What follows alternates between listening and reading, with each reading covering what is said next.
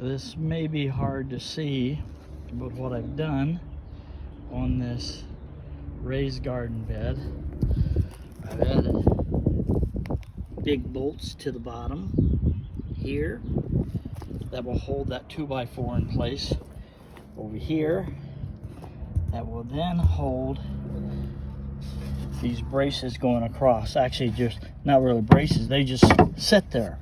And I've added a 2x2 on each side all the way around, so it's got a slope going towards the center. Now on my first box raised garden, I did that, but I did not add the bolts, and so the center down here came down in the middle of the season.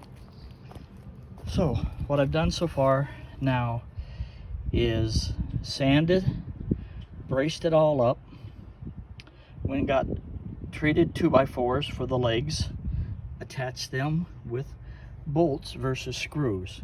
This sucker is heavy, but it's going to be perfect for this year. Next is staining it, sealing it.